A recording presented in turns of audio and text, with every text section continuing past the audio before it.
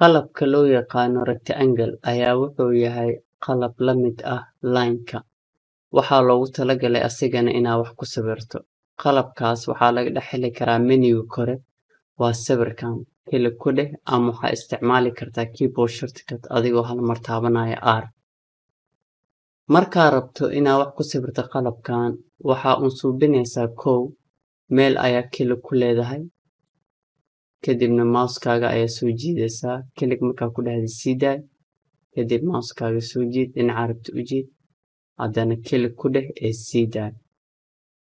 Haddana qaab kale oo waxaa jirto markaa rabto inaad wax ku sawirto qalabkan, kilig markaa ku dhahdid aad sii daysid. Dhinaca markaa u soo jiidid, hadda u fiirsato. Markaa hoos u soo jiido, hoos buu u jiidayaa. Labada dhinac geesaha jiraan ma fidayaan. Haddaa geeskan u bixiyo, dhinacaan buu u dheeraynayaa.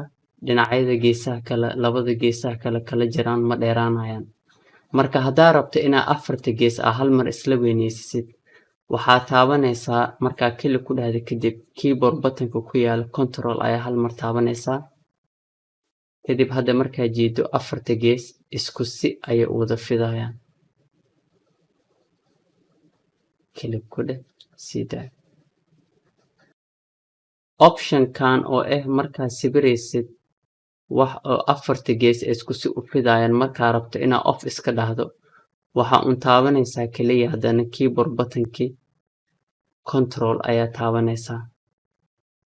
Off ayuu dhahayaa.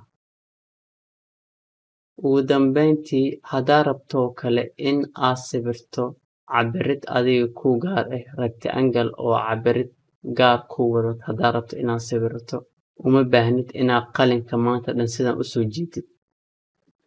Kilig markaa ku dhahdid dhinaca rabto inaad u soo bixiso waxaarsan u soo bixinaysaa.